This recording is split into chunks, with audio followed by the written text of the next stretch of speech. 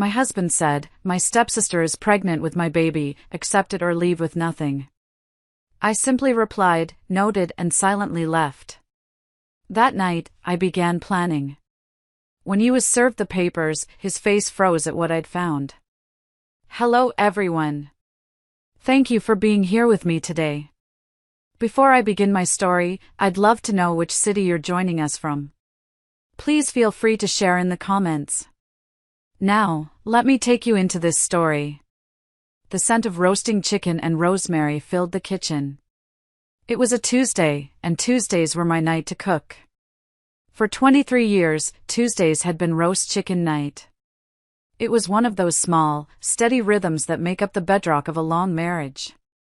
The oven timer was set for another 15 minutes, the potatoes were golden, and I was just wiping down the granite countertop I'd installed myself a decade ago.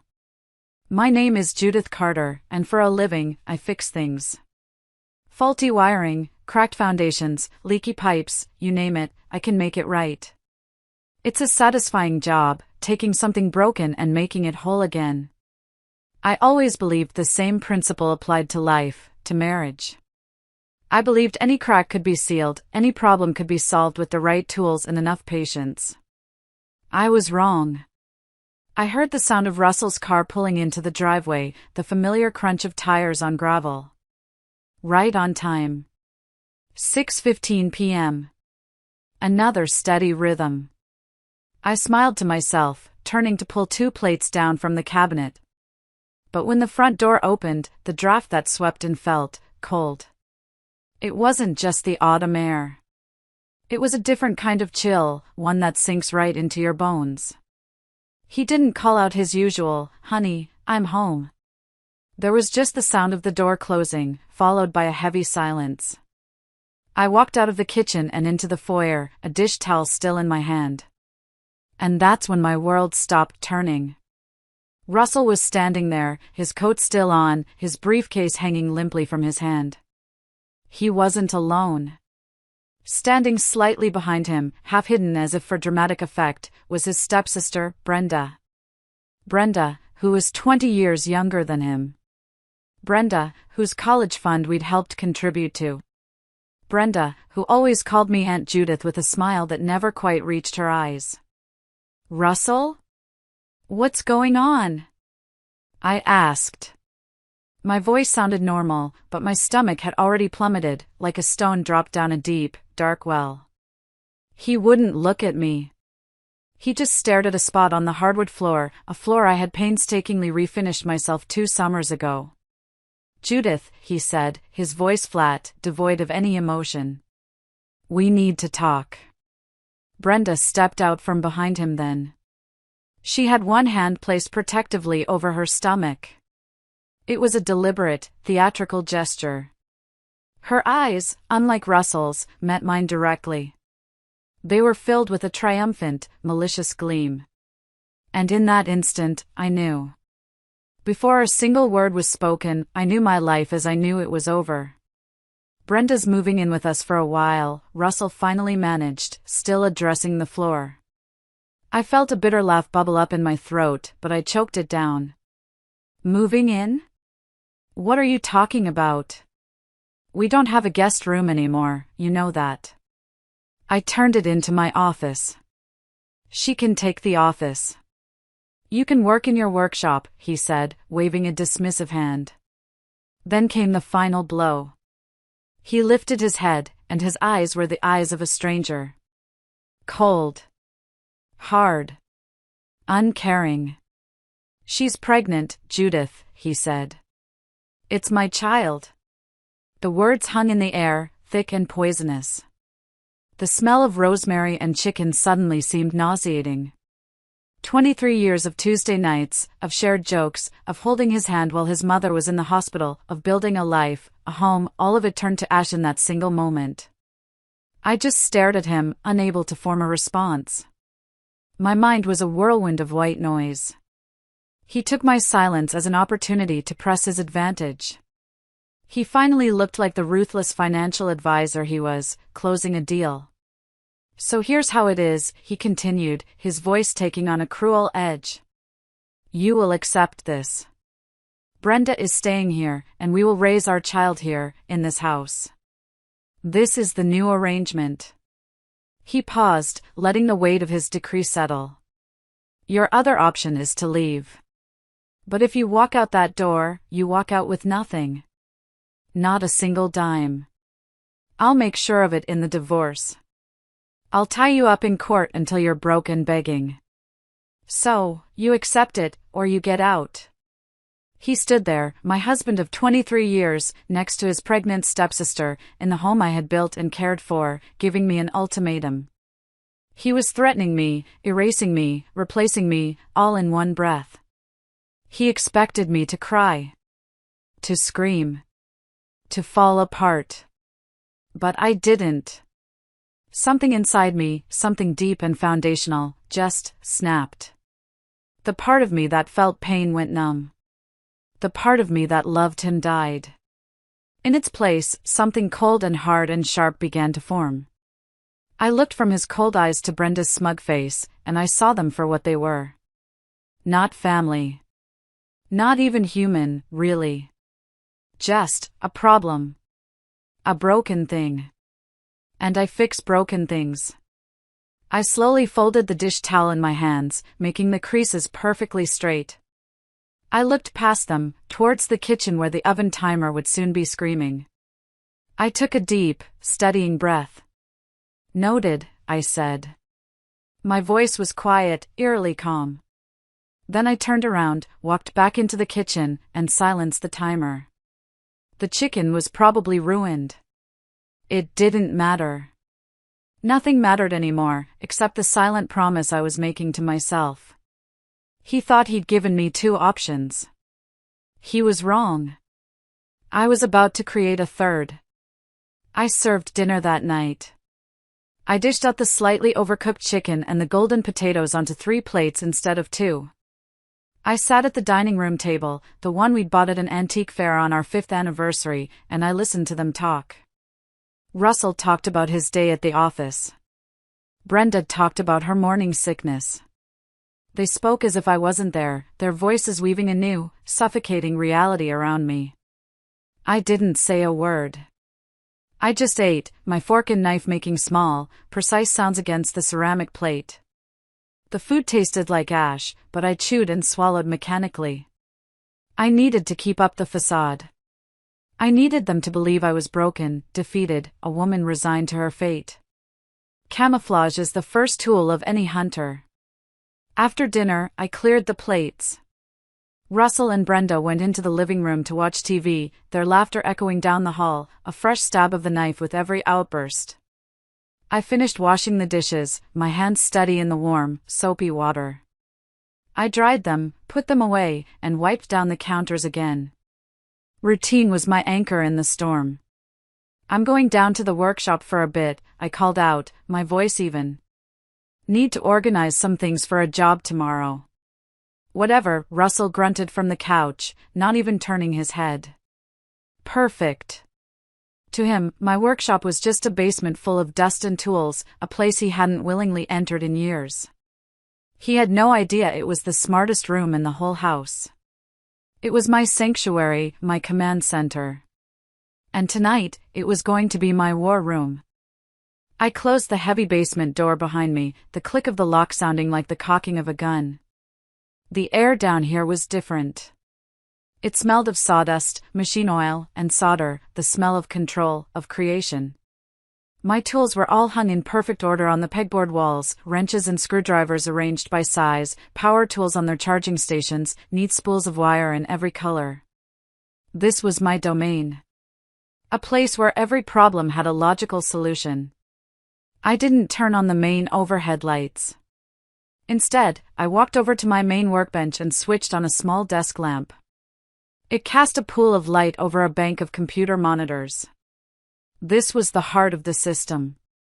What had started as a hobby, automating our home, was about to become my weapon.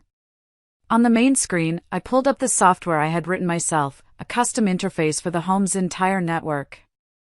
Lights, locks, thermostats, and of course, security. 2 years ago, after a string of break-ins in the neighborhood, I'd convinced Russell it was a good idea to install a state-of-the-art security system. It's a sound investment in our property value, I'd argued, speaking his language.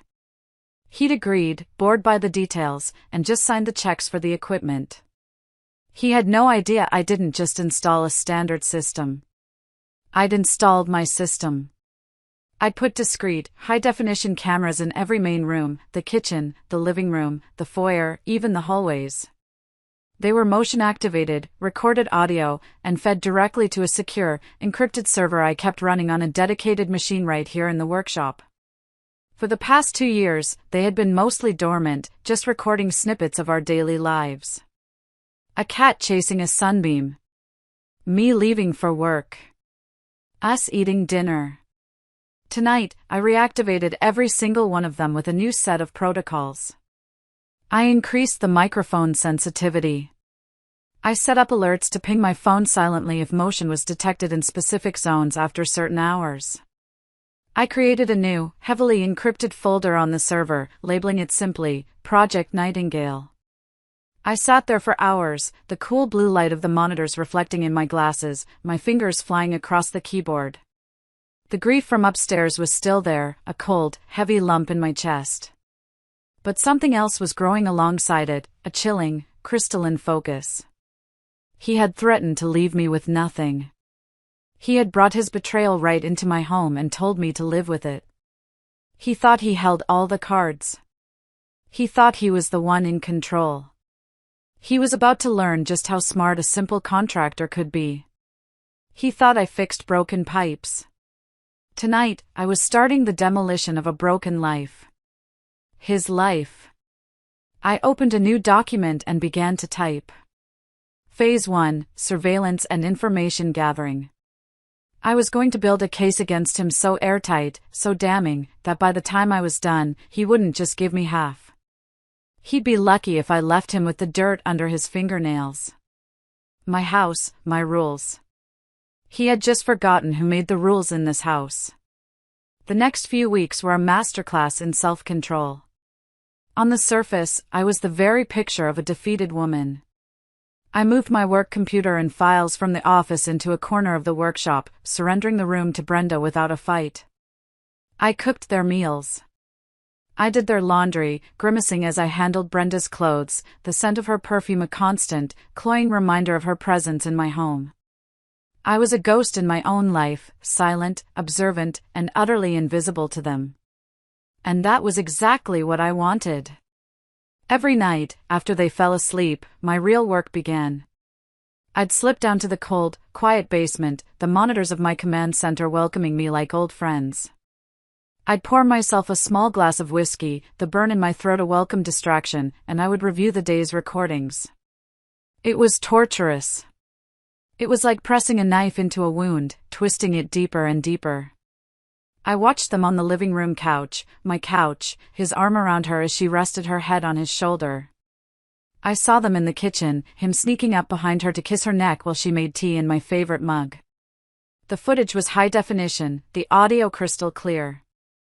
I didn't miss a single whispered word, not a single stolen glance. And their words were the worst part. One evening, I captured a conversation that solidified the ice in my veins. They were in the living room, thinking I was asleep upstairs. "She's taking this surprisingly well," Brenda said, her voice dripping with a fake, syrupy concern. "I thought she'd put up more of a fight." Russell scoffed. I could hear the sound of him swirling his drink in its glass. "Judith? Nah. She's practical. She knows she's got no leverage. Her little contracting business barely makes enough to cover her own expenses. Everything, this house, the cars, our savings, it's all tied to my salary, my investments. She knows if she fights me, she loses. She's smart enough to know when she's been beaten." I sat there in the dark, my knuckles white as I gripped the edge of my desk. Beaten? He had no idea what a fight even looked like. Brenda giggled, a high, unpleasant sound. "Poor old Judy. She's probably just happy to have a roof over her head." It's a bit sad, really. She's so wrapped up in her little projects, her tools, and her wiring, she probably never even noticed you were unhappy. She's too boring to notice anything, Russell replied, and his words struck me harder than a physical blow. Reliable as a sunrise, but just as predictable. Sometimes I think she's more in love with that workshop of hers than she ever was with me. I saved the audio file, naming it Exhibit A. Every piece of footage, every damning conversation, was meticulously catalogued, dated, and backed up to 3 separate encrypted hard drives. One was hidden in the workshop, one in a safe deposit box at the bank, and one I sent to a secure cloud storage account under a false name. I was building my arsenal, piece by piece. During the day, I played my part. I'd pass them in the hallway and offer a thin, vacant smile. When Brenda would complain about some household issue, a flickering light or a drafty window, I would fix it promptly and efficiently. "Thank you, Aunt Judith," she'd say, patting her growing belly. "We have to make sure the house is perfect for the baby." Every time she said the baby, I felt a fresh wave of nausea. But I just nodded. I was the quiet, reliable, boring woman they thought they knew. The simple contractor, good with her hands but clueless about the world of lies and deceit they inhabited. They were growing more comfortable, more arrogant with each passing day. They had no idea that the silent, beaten woman fixing their leaky faucet was also the architect of their impending doom. They were living in a spider's web, and they were too busy congratulating themselves to notice the strands tightening around them. After 3 weeks of relentless surveillance within the house, I had a mountain of evidence of their affair. It was sickening, heartbreaking, and more than enough for any divorce lawyer to prove infidelity. But it wasn't enough to protect me from Russell's threat. He had made it clear he would use his financial power to crush me, to paint me as a vindictive, unstable woman and leave me penniless. Proving he was a cheater was one thing, proving he was a criminal was another. And to do that, I needed to get inside his real workshop, his office computer. Russell was a creature of habit and arrogance. He worked from home every Friday, locking himself in what used to be our shared study. He believed his world of high-stakes finance was far beyond my comprehension. That arrogance was about to become his biggest liability. I knew I needed a way to access his laptop, but I couldn't risk physically touching it. He was paranoid about his work files. So, I devised a plan that played to my strengths. One Thursday evening, I approached him while he was watching a baseball game. "Russell," I said, my voice carefully neutral. "The Wi-Fi has been really spotty in the north end of the house. I think the router signal is getting weak. I'm going to install a new mesh network system tomorrow to boost the signal everywhere. It'll make your video calls for work much smoother." He grunted, his eyes glued to the screen. "Fine, whatever. Just don't interrupt me while I'm on my calls." "I won't," I promised. "I'll need access to all the devices on the network to make sure they're configured correctly, including your work laptop. I can do it remotely from the workshop. I'll just need you to click accept when a security prompt pops up." Yeah, fine," he said, waving me away. The game was more important. The next morning, while he was on a conference call, I initiated my plan. From the safety of my basement, I sent a network request to his laptop. As I predicted, a small dialog box appeared on his screen. It looked like a standard network security certificate update. He glanced at it, annoyed by the interruption, and clicked allow without a second thought. But it wasn't a network update. It was a Trojan horse. A piece of custom software I had spent the last week perfecting. It was a silent, undetectable keylogger and remote access tool. In the 5 seconds it took him to click that button, I had complete and total access to his digital life. I was in. I spent the rest of the day in a state of high alert, my heart pounding in my chest. I watched from my monitors as a live feed of his screen appeared on mine.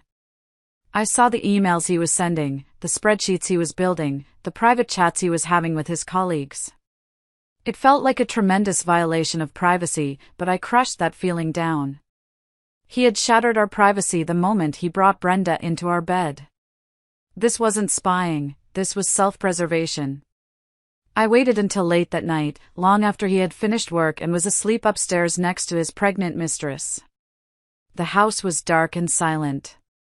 I went down to the workshop, the only light coming from the screens that now held all of his secrets. I started digging.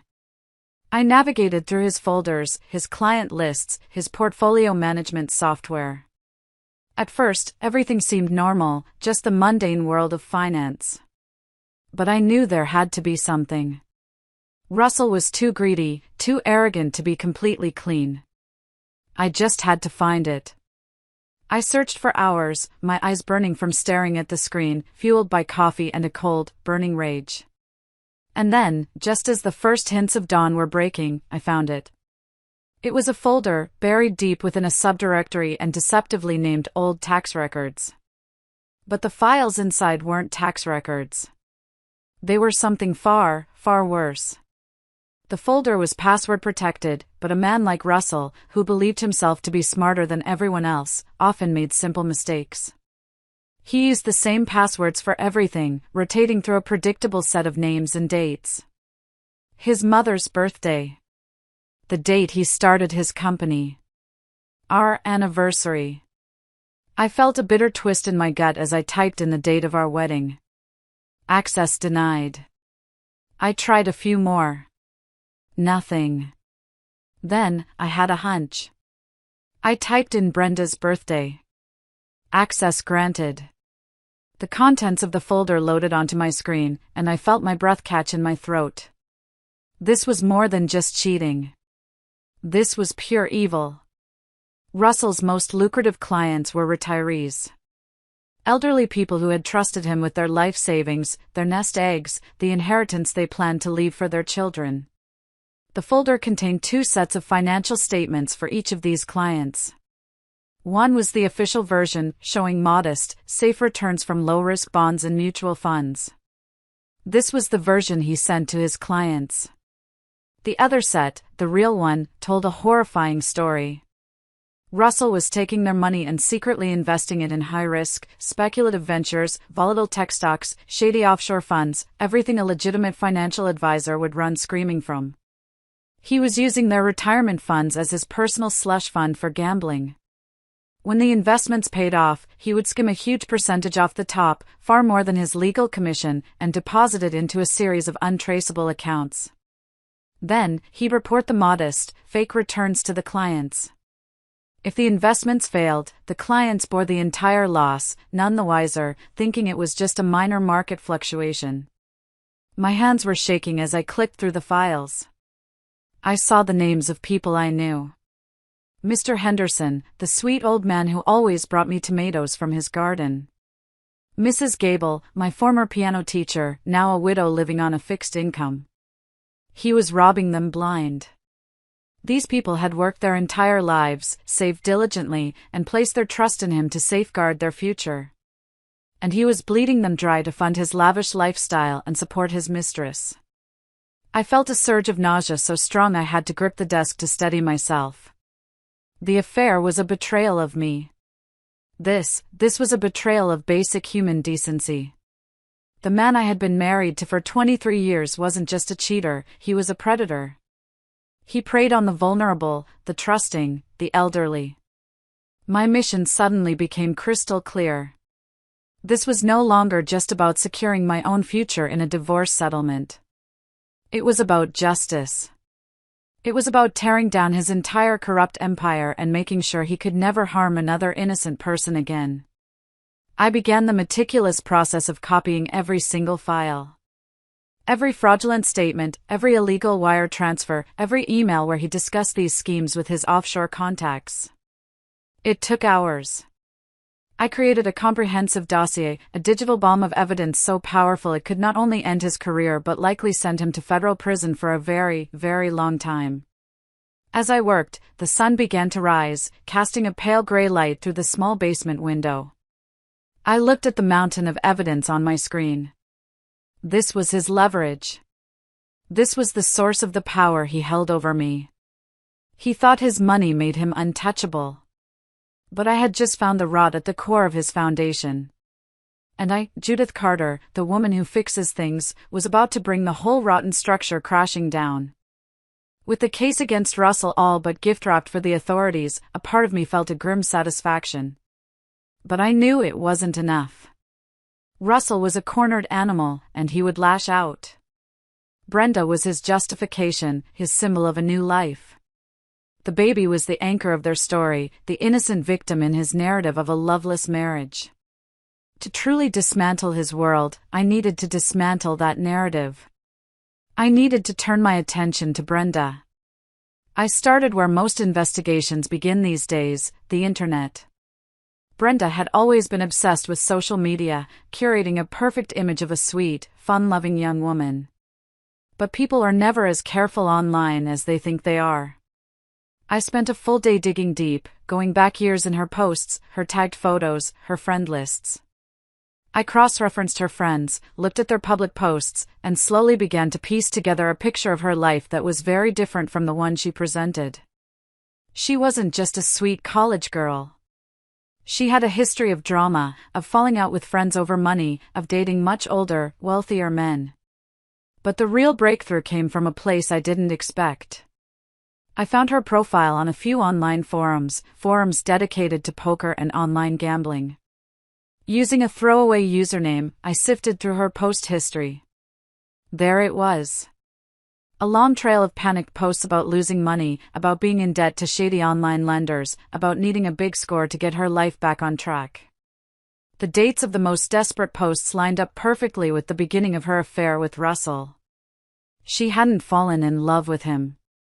She had targeted him. He was her big score. This was good, but it was still circumstantial. I needed something concrete. I turned my surveillance tools on her. I activated the microphone on the laptop she used in the former office, now her bedroom. I listened to her phone calls. Most were boring chats with friends, but one evening, I hit the jackpot. She was talking to a friend named Stacy. Her voice was low, conspiratorial. "He totally bought it," Brenda whispered, followed by a triumphant little giggle. "He's so desperate for a do-over, a new family, that he's not even thinking straight." "But Bren, are you sure?" Stacy's voice was tinny through the laptop speaker. "What if he finds out?" "Finds out what?" "That I was seeing a few other guys around the same time?" "Please." "He's not going to question it. He wants it to be his. His ego needs it to be his." My blood ran cold. I froze the recording, rewound it, and listened again. "Seeing a few other guys around the same time.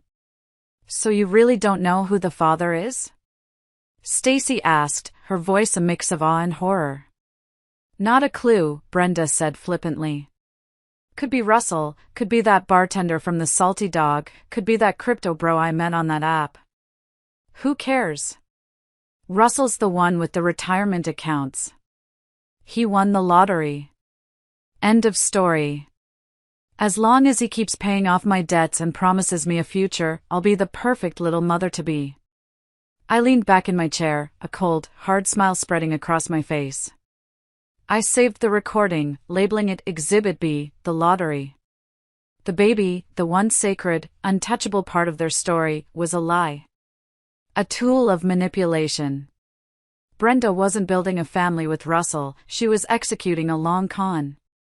I now had the evidence to destroy Russell's career and the evidence to destroy his personal life, his ego, and the very foundation of his betrayal in one fell swoop. He had built his new life on a throne of lies, and I had just found the detonator codes for every single bomb planted beneath it. The planning phase was over. It was time to light the fuse. The time for observation was over. The time for action had arrived. I couldn't just walk into a federal office and hand over the evidence that would immediately trace back to me and jeopardize my position in the divorce. The attack had to be surgical, anonymous, and untraceable. It had to look like it came from anywhere but inside this house. That Saturday, while Russell and Brenda went out for the afternoon to shop for baby furniture, they'd announced with sickening sweetness, I put the next phase of my plan into motion. I went down to my command center, my heart a steady, rhythmic drum in my chest. There was no fear, no hesitation. Just a profound sense of purpose. First, I prepared the package for the authorities. I compiled all the evidence of Russell's financial fraud, the fake statements, the records of illegal transfers, the client lists, into a single, encrypted file. I wrote a short, anonymous cover letter, posing as a disgruntled former employee who had recently been fired. The letter explained the nature of the fraud in simple, direct terms and pointed them to the evidence in the attached file. Next came the delivery system. I used a public library's computer 2 towns over to purchase a VPN subscription and a secure, encrypted email service, paying with a prepaid gift card I'd bought with cash weeks ago. Total anonymity. Back in my workshop, routed through a server in Eastern Europe, I created the email account. I attached the encrypted file.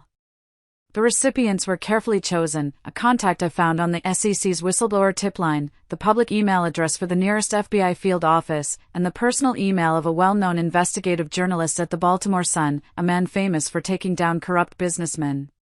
My finger hovered over the mouse for a single, fleeting second. This was the point of no return. In that moment, I thought about the 23 years. I thought about the promises we'd made. I thought about the man I thought I had married. Then, I thought about Mrs. Gable, my old piano teacher, and her dwindling savings. I thought about Russell's cold, dead eyes in the foyer. I clicked send. A small notification popped up, your message has been sent. It felt so simple, so anticlimactic, for an act that was about to detonate a man's entire life. I closed the email program, wiped the session, and digitally shredded every trace of the files from the temporary system I had used. It was done. The fuse was lit. All I had to do now was wait for the explosion. I spent the rest of the afternoon in my garden, pulling weeds. The physical labor was grounding. The sun was warm on my back. I methodically cleared the unwanted growth from around my rose bushes, my hands covered in dirt. It felt symbolic. I was weeding out the rot, making space for something new to grow. When Russell and Brenda came home, laughing and carrying bags from a high-end baby boutique, I was in the kitchen, washing vegetables for dinner. I looked up and gave them the same vacant, subservient smile I had perfected over the past month. Find everything you were looking for? I asked, my voice calm and even. We did, Brenda chirped, holding up a tiny pair of designer baby shoes. Aren't they adorable? Very, I said, turning back to the sink. Dinner will be ready in an hour. They had no idea. They stood there, basking in the glow of their stolen future, completely oblivious to the fact that I had just signed their death warrant. The bomb was ticking, and they couldn't even hear it. It didn't take long. 48 hours, to be exact. It was a Monday morning. I was in the workshop, ostensibly organizing invoices, but in reality, I had a small window on my monitor showing a live feed from the camera in our living room. Brenda was on the couch, watching morning television. Russell was in his home office, on a video call. Everything was normal. Then, at 10:17 a.m., I saw it. 2 dark sedans pulled up in front of our house. They weren't police cars, but they had an unmistakable air of officialdom. 4 men in dark suits and a woman in a severe-looking pantsuit got out. They walked up our driveway with a brisk, no-nonsense pace. My heart began to hammer against my ribs. It was happening. I heard the sharp, authoritative knock on the front door. On my monitor, I saw Brenda jump, startled. She muted the TV and went to the door, peering through the peephole. I saw her recoil, her hand flying to her mouth. She opened the door just a crack. "Can I help you?" I heard her say, her voice trembling slightly. "We're here for Russell Carter," the woman in the pantsuit said, holding up a badge. "Federal Bureau of Investigation." Brenda went pale. She stumbled back as they entered the house. He's in his office. He's on a call. His call can wait, one of the men said, his voice a low rumble. I switched my camera view to the feed from the hallway outside the study. I watched as they approached the door.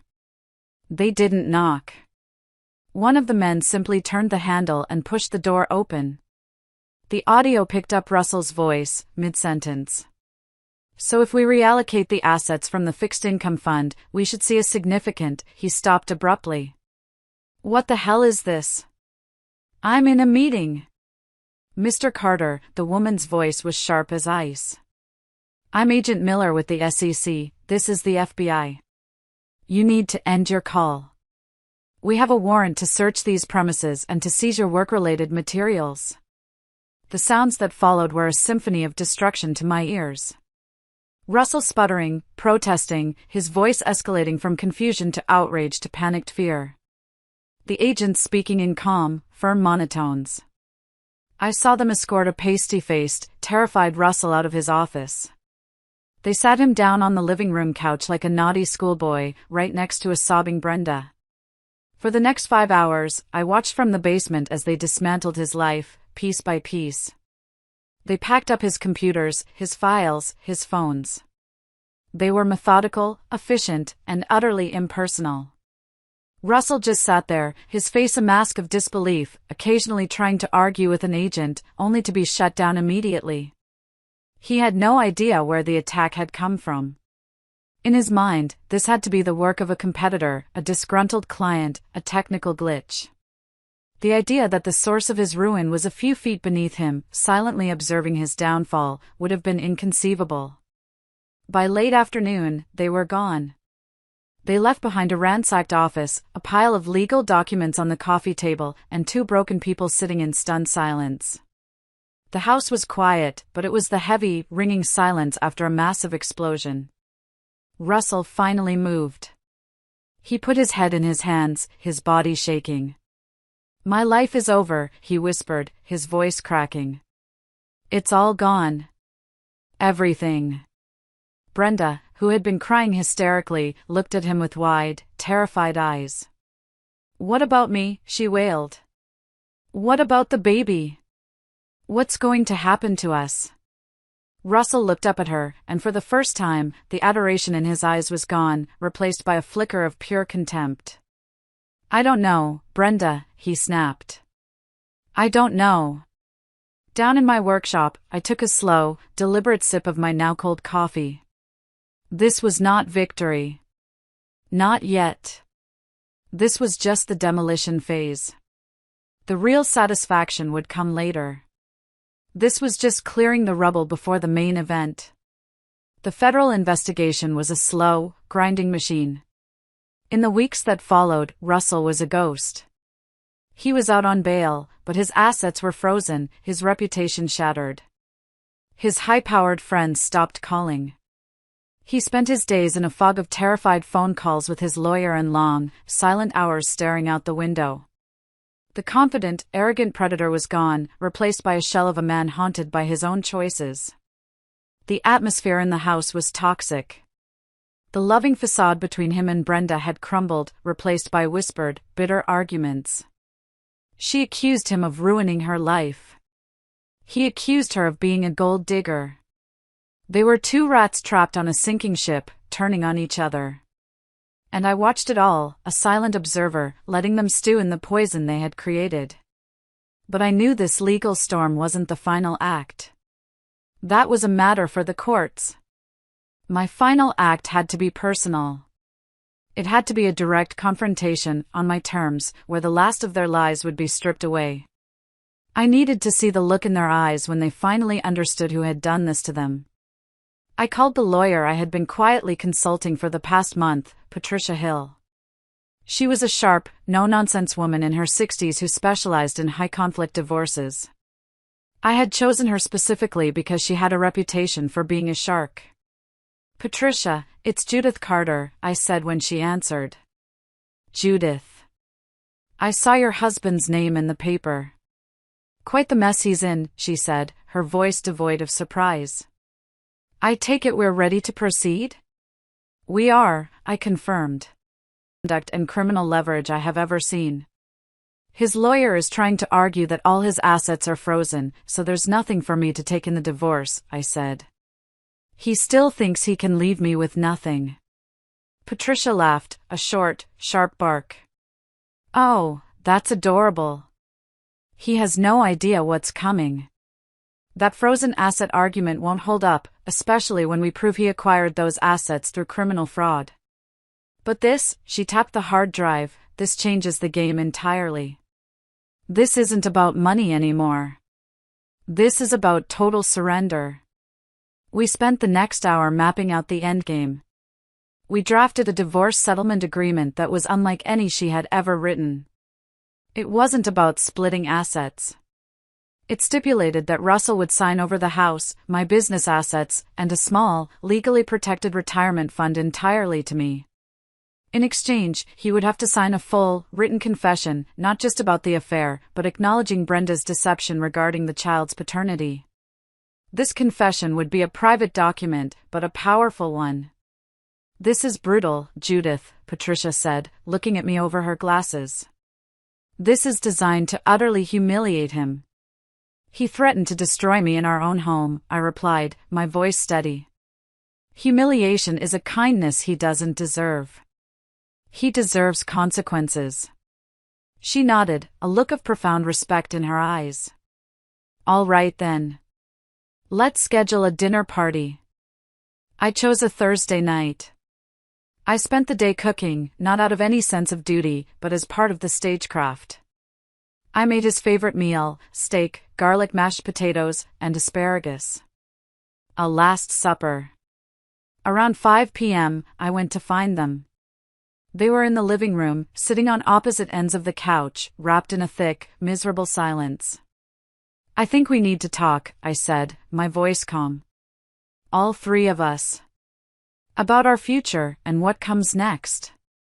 I've made dinner. Let's sit down at the table, like adults, and figure this out. They looked at me, suspicious.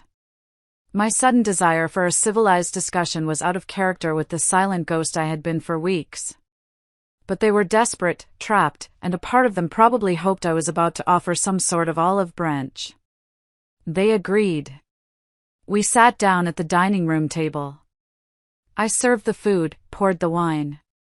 The meal was excruciatingly tense. They picked at their food, avoiding my eyes. Finally, Russell cleared his throat. Look, Judith, he began, trying to sound reasonable. I know this has been difficult. But my lawyer says that with my current legal troubles, there's really no marital property left to divide. The government has it all. The best thing for you to do is just agree to a simple, uncontested divorce. I took a slow sip of my wine, letting him finish. I looked from his face to Brenda's. She was staring down at her plate, a picture of false fragility. You're right, Russell, I said quietly. We should talk about what's left. About the truth. And with that, I reached for a small remote control I had placed by my plate. I aimed it at the large, dark screen of the smart TV mounted on the living room wall, visible from the dining table. I pressed a button. The screen flickered to life. The first thing that appeared was a photo. A high-resolution shot of them kissing on our couch, dated and time-stamped. Brenda gasped. Russell's face went white. I've been upgrading the home security, I said conversationally, as I took another bite of steak. The cloud storage is excellent. Then, I let the slideshow continue. Photos of them in the kitchen. In the hallway. Short video clips, silent at first, of their embraces. Their faces shifted from shock to horror. What is this, Judith? Russell stammered, his voice rising. Have you been spying on us? This is illegal. Is it? I asked, raising an eyebrow. Spying in my own home, on a security system you approved? I don't think so. But let's not get bogged down in legalities. Then, I unmuted the audio. The room was suddenly filled with their voices, the conversation I had recorded weeks ago. She's too boring to notice anything. Sometimes I think she's more in love with that workshop of hers than she ever was with me. Russell looked like he had been physically struck. Brenda stared at the screen, her mouth hanging open. But I was just getting started. The next file that opened was a screen recording of my journey through his computer. The folder named Old Tax Records. The password entry, Brenda's birthday. And then, the files themselves. The fake statements. The real ones. The names of his elderly clients. Mrs. Gable. Mr. Henderson. The evidence of his sickening fraud played out in stark black and white on the 65-inch screen. Russell leaped to his feet, his chair crashing backward onto the floor. "Turn it off! Turn it off right now," he roared, his face purple with rage and terror. "Sit down, Russell," I said, my voice dropping to a low, dangerous command. He froze, something in my tone stopping him cold. He slowly, shakily, sat back down. I saved the best for last. "And then there's the matter of the baby," I said, my eyes locking onto Brenda's. "The very foundation of this new life." I played the final file. The audio recording. Brenda's voice, clear as a bell, filled the silent room. Not a clue, her voice chirped from the speakers. Could be Russell, could be that bartender from the Salty Dog. Who cares? Russell's the one with the retirement accounts. He won the lottery. The silence that followed was absolute. It was the silence of a tomb. Russell slowly turned his head to look at Brenda. The look on his face was something I will never forget. It wasn't anger. It wasn't hurt. It was the look of a man whose entire world had just been revealed as a cheap, pathetic sham. The disgust in his eyes was total. I let them sit in that silence for a long, long moment. I watched the full weight of their betrayal, their lies, and their utter ruin settle upon them. I stood up, walked over to the TV, and turned it off. The screen went black, but their horrified faces were still reflected on its surface. I looked at the wreckage of the two people who had tried to destroy me. And I knew, in that moment, that I had won. CTA. If you're still listening, if this story resonates with you, please do me a favor.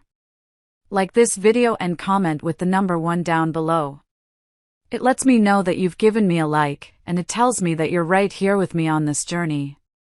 Your support is a bigger encouragement than you can possibly imagine. So please, comment with the number 1, and then listen as I tell you what happened next. After you've dropped a bomb, the noise is deafening, but the silence that comes after is heavier. That's what filled the dining room. It was thick with their shame, their shock, their hatred, not just for me, but for each other. I walked back to the table and calmly placed 2 documents and a pen on the polished wood surface, right between their plates of cold, uneaten steak. One was the divorce settlement agreement. The other was the confession Patricia and I had drafted. "Here's the real final arrangement, Russell," I said, my voice cutting through the silence. "This is a divorce settlement. It gives me the house, my business, my personal retirement fund, and full ownership of all remaining physical property. It leaves you with your clothes, your personal effects, and your mountain of legal debt." He stared at the papers as if they were written in a foreign language. "You can't do this," he whispered, his voice hoarse. "Oh, I can," I said. "And you will sign it. You'll also sign this second document. It's a confession. In it, you'll acknowledge the full timeline of your affair with your stepsister, and you'll acknowledge that you were made aware that her child's paternity is, let's say, uncertain. It's for my personal records." Brenda let out a choked sob. Russell looked at me, a flicker of his old, defiant arrogance returning. "And why would I ever sign these? You've already ruined me. What more can you do?" I smiled, a cold, thin smile that didn't reach my eyes. "That's a fair question. You see that hard drive connected to the TV? It contains everything we just watched, and more. A lot more. If you sign these papers tonight, without argument, that hard drive goes to my lawyer, Patricia Hill. She will hold it as insurance. But a copy of the evidence of your financial crimes is already with the authorities, as you know. I leaned in slightly, lowering my voice. However, if you don't sign, a second hard drive, currently sitting in a FedEx envelope, gets sent to a slightly different list of people tomorrow morning. It goes to the rest of your family, your parents, your sister. It goes to the AARP. It goes to every single person on your client list, so they can see exactly what you did with their life savings. And it goes to that bartender at the Salty Dog. I'm sure he'll be very interested in Brenda's big news. Brenda's head snapped up, her face a mess of tears and smeared makeup, sheer terror in her eyes. Russell looked from my face to the papers, then to Brenda, and then back to the papers. He was a chess player who had just realized he wasn't just in checkmate, his opponent had flipped the board over and set it on fire. He was utterly and completely beaten. The fight drained out of him, leaving a slumped, hollowed-out old man in its place. Without another word, he picked up the pen. His hand was shaking so violently he could barely hold it. He signed the divorce settlement. Then he signed the confession, not even reading it. He pushed the papers back across the table toward me. I picked them up, reviewed the signatures, and folded them neatly. "Thank you for your cooperation," I said, my voice crisp and professional. "Now, I want you both out of my house. Tonight." "Out?" Brenda wailed. "But I have nowhere to go. I'm pregnant." "That sounds like a personal problem," I said, turning my back on her to address Russell. "She's your responsibility. Take her with you. I don't care where you go. A hotel. Your parents' house. But you have 15 minutes to pack a bag and get out of my sight. After that, you will be trespassing." I left them there and went down to my workshop. I didn't watch them leave. I didn't need to. I just sat in the quiet dark, listening to the sounds from upstairs. The frantic opening and closing of drawers. The muffled, angry sobs. The heavy tread of them carrying suitcases down the stairs. And finally, the sound of the front door opening and then closing for the last time. And then, silence. A profound, echoing silence. The house was mine again. The air felt lighter. I should have felt triumphant. I should have felt a surge of elation. But I didn't. I just felt empty. The war was over. The battle was won. But the battlefield was the home I had loved for 23 years, and I was the only one left standing in the ashes. The 6 months that followed were a blur of legal proceedings. True to her word, Patricia handled everything with ruthless efficiency. The divorce was finalized quickly. Russell, facing a mountain of federal charges, had no fight left in him. His confession, though private, made the legalities of the separation incredibly simple. He was sentenced to 15 years in federal prison for fraud and embezzlement. I heard through the grapevine that his parents, horrified by the scandal, had disowned him. Brenda vanished. A week after they left my house, Russell apparently kicked her out. Last I heard, she had her baby and was living with her mother a few states away, trying to piece her life back together. I felt nothing for her. She was a ghost from a life that was no longer mine. I had the house. I had my business. I had my financial independence. I had one. But living in that house felt wrong. Every room held a memory, and now every memory was tainted. The foyer was the site of the ambush. The dining room was the scene of the final confrontation. The living room couch was a monument to their betrayal. It wasn't a home anymore, it was a museum of pain. For weeks, I tried to reclaim it. I rearranged the furniture. I repainted the walls. But it was no use. The ghosts were too loud. One day, I was in the workshop, cleaning. I looked at the bank of monitors, now dark. I had dismantled the surveillance system the day after they left. My tools were all in their place. Everything was fixed, but I felt broken. And I knew, with a sudden, gut-wrenching certainty, that this was one thing I couldn't fix. It had to be replaced. The next day, I called a realtor. Selling the house I had spent over 2 decades building and perfecting was one of the hardest things I've ever had to do. It was like amputating a part of myself. I spent weeks packing up my life into cardboard boxes. I went through old photo albums, my fingers tracing the smiling faces of 2 people who didn't exist anymore. I allowed myself to grieve, not for the man Russell became, but for the man I thought he was, and for the future I thought we had. I found a small, new-build townhouse in a quiet neighborhood about 30 miles away. It was clean, modern, and blessedly empty of memories. The day I moved, I felt a weight lift off my shoulders I hadn't even realized I was carrying. My workshop was smaller, but it was mine. I set up my tools, organized my workbench, and for the first time in a long time, I felt a flicker of something that wasn't anger or grief. It felt like peace.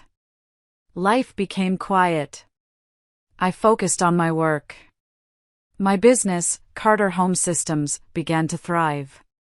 My reputation for quality work and reliability spread. I took on new clients, bigger projects. I worked long hours, finding solace in the logic of blueprints and the satisfaction of a job well done. I was healing, slowly, brick by brick, the way you rebuild a foundation. I was alone, but I wasn't lonely. I was rediscovering myself, Judith Carter, not as a wife, but as a woman. And I was starting to like her. A year after the divorce was final, I landed the biggest contract of my career, designing and installing the complete smart home and security systems for a new upscale commercial and residential development. It was a massive project, and it brought me face to face with the head of the construction company that was building it, a man named Gerald Monroe. Gerald was in his early 60s, with kind, crinkling eyes and a calm, steady presence. He was a builder, a man who, like me, understood the world through blueprints and foundations. Our initial meetings were all business. We go over schematics, discuss wiring routes, and debate the pros and cons of different security protocols. He was sharp, professional, and respected my expertise without a hint of condescension. It was refreshing. One afternoon, we were in his on-site trailer, reviewing a change order. He was looking over my proposal for the residential security package. "This is good, Judith," he said, tapping a finger on the blueprint. "Thorough. You believe in protecting what's important." "I do," I said simply. He looked up at me, a thoughtful expression on his face. "Trust is hard to rebuild once it's broken, isn't it?" The comment was so unexpected, so personal, that it caught me off guard. "Yes, it is," I managed to say. I looked at him, and I decided to take a small risk. "Some things can't be rebuilt," I added quietly. "They can only be replaced." A slow smile spread across his face. A genuine, warm smile. "You sound like you speak from experience." "I do," I admitted. That's how it started. Our coffee breaks got longer. Our business meetings would often drift into conversations about life, about our pasts. He told me about his own painful divorce years ago, how his ex-wife had been dishonest with their finances, leaving him to pick up the pieces. He spoke without bitterness, only a quiet sadness and the strength of a man who had survived and rebuilt. He was nothing like Russell. Where Russell had been slick and arrogant, Gerald was solid and humble. Where Russell saw people as assets to be managed, Gerald saw them as partners. He was straightforward, honest, and had a gentle sense of humor that made me laugh for the first time in what felt like a lifetime. One Friday, after a long week, he asked if I'd like to get dinner. Not a business dinner. A real dinner. I hesitated for only a moment. Fear is a prison, and I was done with being a prisoner. I said yes. We went to a quiet Italian restaurant. We talked for hours. It was easy, comfortable. There were no games, no pretense. Just two people who understood the scars the other carried.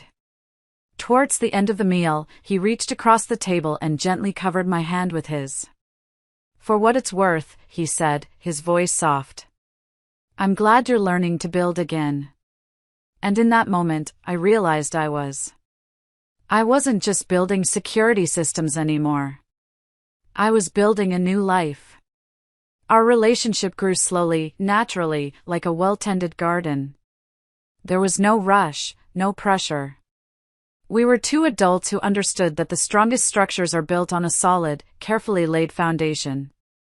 About 6 months into our relationship, on a quiet Sunday afternoon as we sat on the porch of my townhouse, I decided to tell him everything.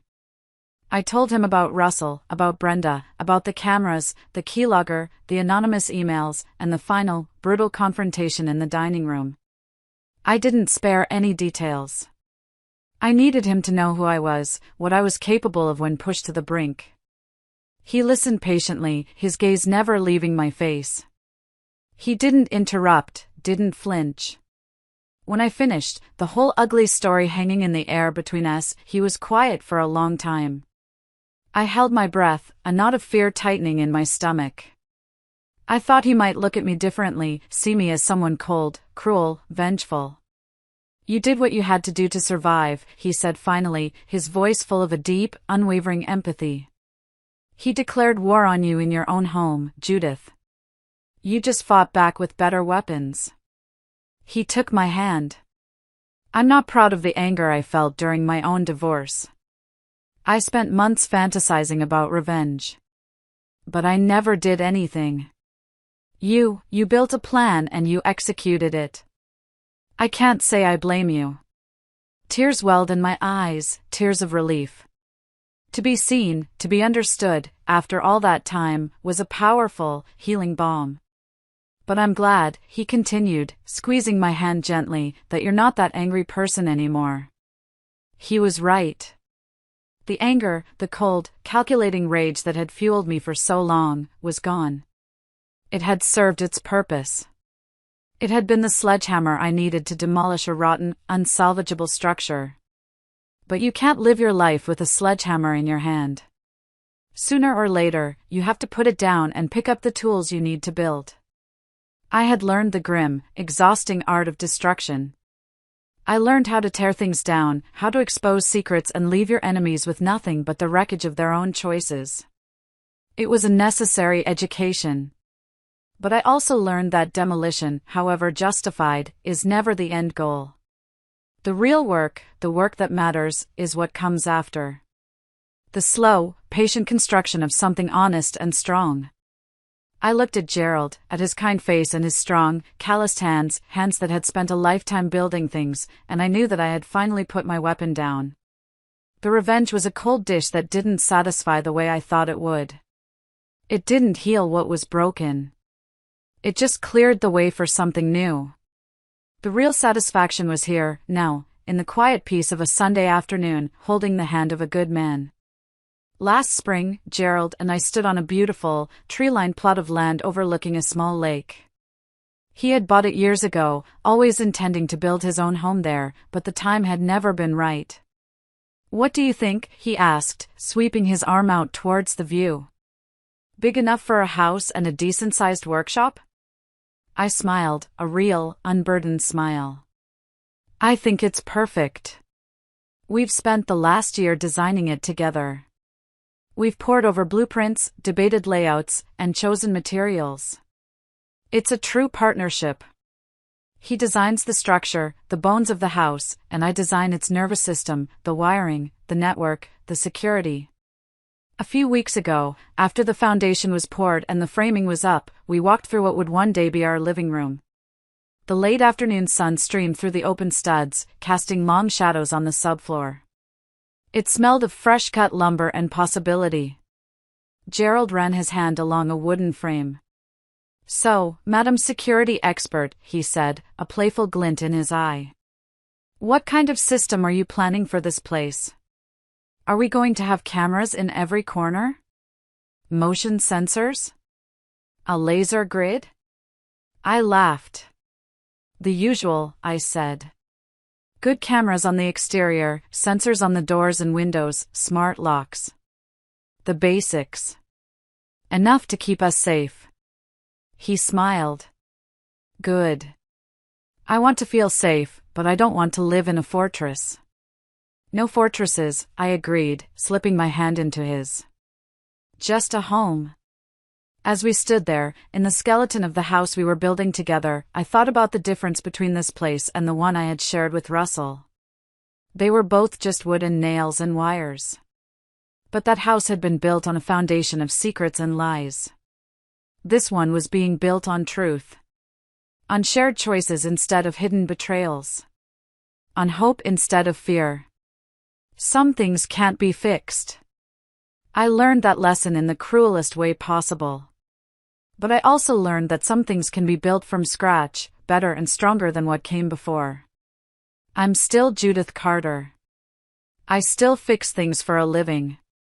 But now I know the most important things in life aren't the things you repair. They're the things you build. Thank you so much for listening to my story. It wasn't easy to tell, but sharing it has been a part of my healing. If you have a story of your own, about rebuilding, about finding strength after betrayal, I'd be honored if you shared a piece of it in the comments below. Let's create a community of survivors. And please, don't forget to like and subscribe, so we can continue to share these important stories together. Be well, and be strong.